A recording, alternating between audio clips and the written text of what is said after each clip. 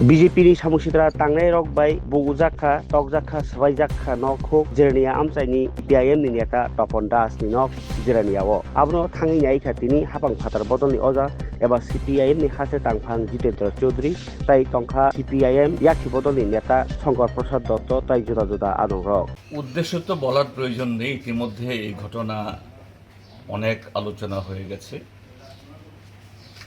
শুধু আমি বলবো এটা পুনরাবৃত্তি করার কোনো দরকার নেই।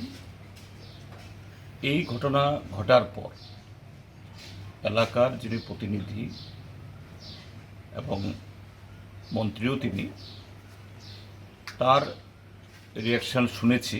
এখন তপন তারাও বলেছেন যে তিনি দুঃখ প্রকাশ করেছেন এবং যারা এই সমস্ত করেছেন বা করতে পারেন, স্বাভাবিক তিনি জানবেন কারা করেছেন, তাদের হয়ে ক্ষমাও চেয়েছেন। তো আমি আশা করব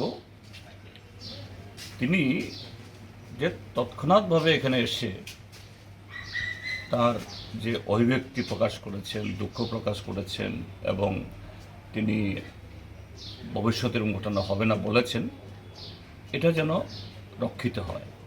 এবং এটা শুধু এই বাড়ির প্রতি না,